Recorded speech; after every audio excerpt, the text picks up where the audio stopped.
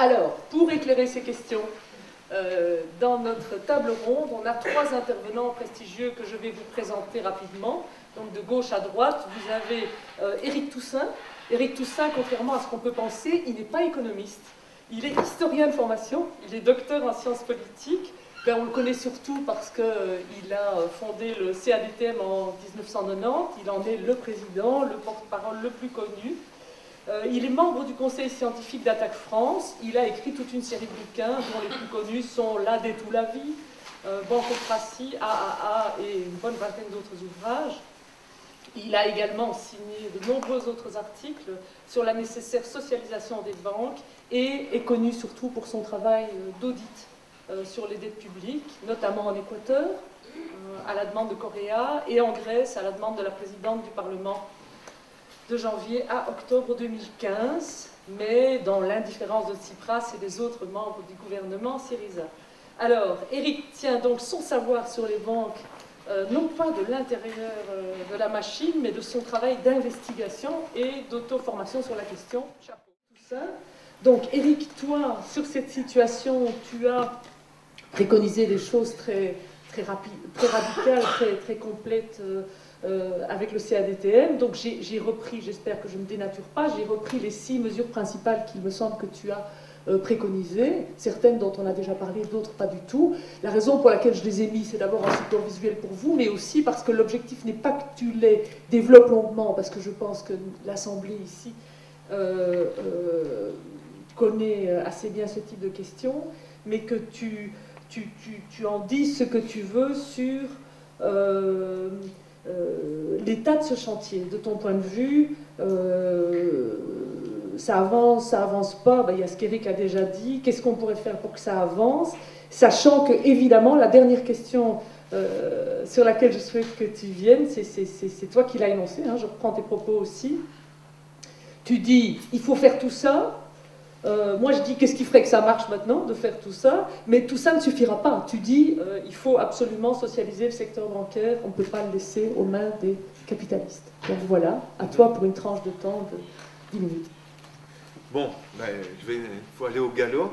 Merci beaucoup Fred, et merci à Aline et à Éric pour leur intervention, et puis merci à vous d'être venus. Puisque Éric a parlé, et que c'est dans les propositions de la non-réalisation de la promesse de séparation entre banque de dépôt et banque d'affaires, je voudrais revenir là-dessus concrètement parce que c'est un élément qui me paraît très important et je pense qu'on peut définir clairement les choses. Je l'explique dans ce livre Bancocratie et j'indique la chose suivante. Il faudrait mettre fin aux banques universelles.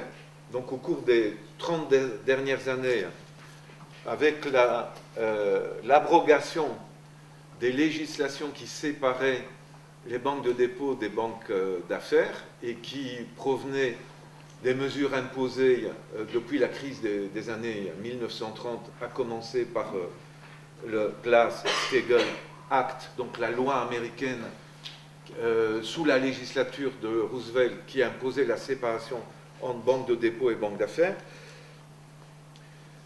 À la place de ça, se sont créées des banques dites universelles, c'est-à-dire qui font tous les métiers de la banque. Et donc, séparer la banque de dépôt de la banque d'affaires, ça veut dire quoi? Ça veut dire que la banque de dépôt ou les banques de dépôt seraient les seules institutions financières autorisées à collecter des dépôts auprès des épargnants. Donc, les banques d'affaires ne pourraient pas collecter des dépôts auprès des épargnants et elles seraient les seules, ces banques de dépôt, à bénéficier d'un soutien public, c'est-à-dire la garantie publique des dépôts d'épargne au niveau fixé, par exemple actuellement 100 000 euros par compte et par banque. Et ces banques de dépôt seraient les seules à avoir un accès à la liquidité fournie par la Banque centrale. Les banques d'affaires ne pourraient pas avoir accès aux liquidités de la Banque centrale. Les banques de dépôt ne seraient autorisées qu'à octroyer des prêts aux particuliers, aux entreprises et aux acteurs publics locaux et nationaux. Il leur serait interdit de mener des activités sur les marchés financiers Cela veut dire qu'il est interdit aux banques de dépôt de faire de la titrisation. Titriser, c'est transformer, par exemple, une série de prêts, les mettre dans un produit financier structuré et le vendre à un autre investisseur, à une institution financière. La titrisation s'est généralisée dans les années 80, puis surtout avec les produits les plus toxiques à partir de 1994. Et donc les banques de dépôt ne pourraient pas titriser, c'est-à-dire que les prêts qu'elles accordent, elles devraient les garder dans leur livre de compte. Donc elles auraient des dépôts et des prêts. C'est leur activité. Les banques d'affaires, elles, devraient quant à elles capter leurs ressources sur les marchés financiers afin de pouvoir émettre des titres, des actions, d'autres instruments financiers.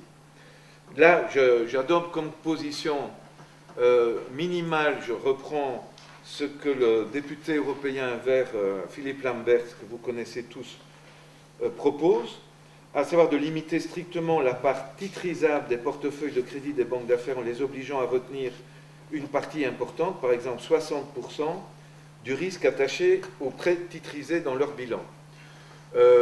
Personnellement, je suis pour aller plus loin. Donc comme mesure minimale, ça, mais je serai pour interdire la titrisation. Purement et simplement, que ce soit pour les banques d'affaires ou pour les banques de dépôt. Évidemment, les banques d'affaires, elles se financent, dans ce cas-là, sur les marchés financiers. En cas de faillite, c'est leurs actionnaires qui prennent entièrement les risques. Point. Il n'y a pas de garantie de l'État et il n'y a pas d'argent des épargnants avec lequel elles jouent. Effectivement, c'est une mesure essentielle qui réglerait pas mal de problèmes. Et d'ailleurs, le fait que ça a été imposé dans les années 30 et que ça a été maintenu avec certaines modifications, mais largement jusque dans les années 80, explique qu'il n'y a pas eu de crise bancaire nouvelle entre la Seconde Guerre mondiale et, on va dire, la fin des années 70, début des années 80, quand on a commencé à détricoter ce qui avait été imposé. C'est une personne aussi peu proche de mes positions que Kenneth Rogoff et Carmen Reinhardt. Kenneth Rogoff a été responsable du service de recherche et économiste en chef du FMI. Il dit la répression financière, parce que pour eux, évidemment, imposer ce genre de choses aux banques, c'est de la répression, mais il dit lui-même la répression financière des années 30 aux années 80 explique l'absence de grandes crises bancaires pendant toute cette période-là. Bon. Et donc j'ajoute toute une série de mesures, dont une d'ailleurs dont je reconnais la paternité à Éric de Keulener.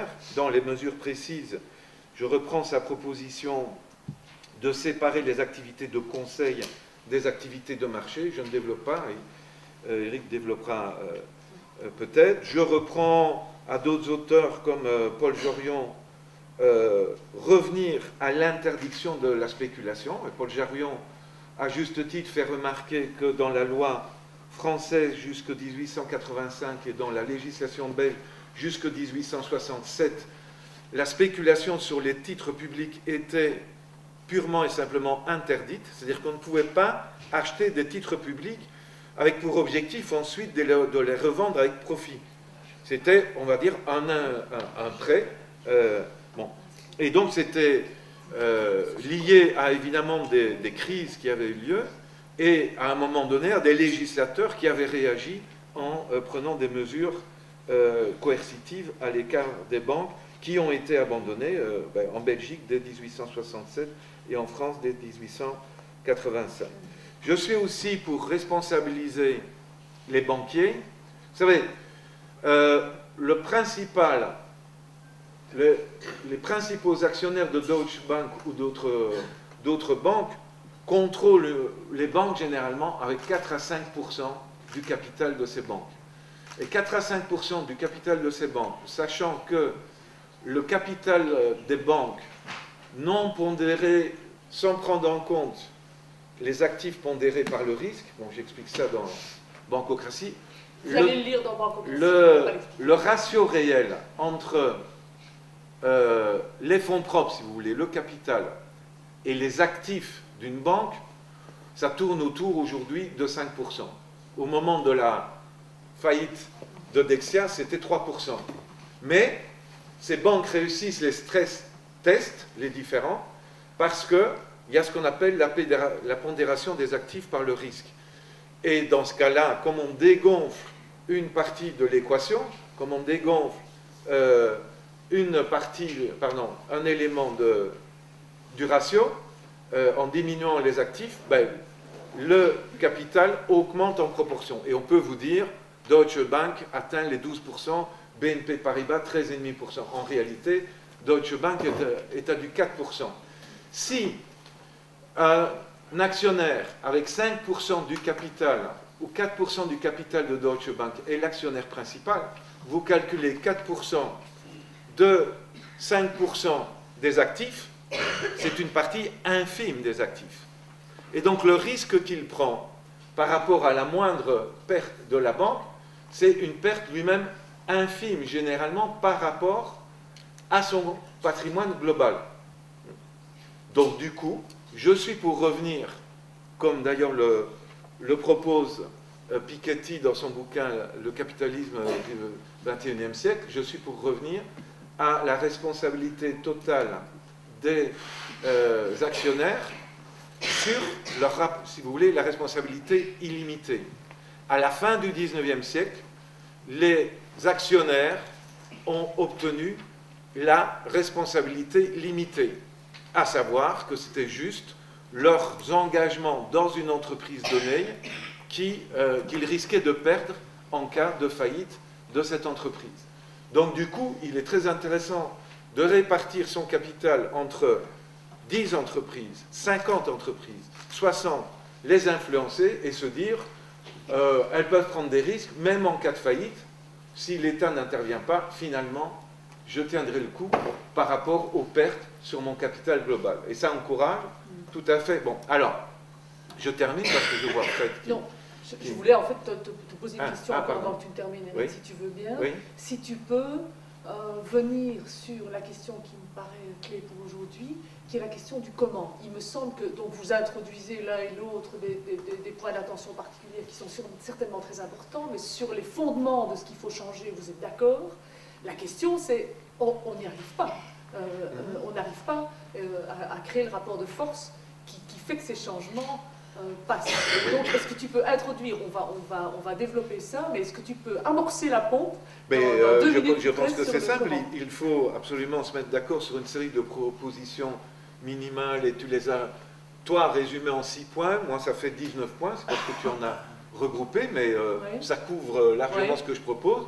Mais là, un gouvernement, même du type Roosevelt, qui n'était pas de la gauche radicale, ce monsieur, hein, il avait été gouverneur de New York et n'était pas a priori contre les milieux financiers. Il était contre la dérive totale de ces milieux financiers et il imposait des choses. Donc la question c'est est-ce qu'un Corbyn qu'on a essayé de dévisser il y a 2 mois et qui n'a pas été dévissé, est-ce qu'un Corbyn devenant Premier ministre de la Grande-Bretagne aura le courage de faire ça? Parce que c'est grosso modo dans son programme.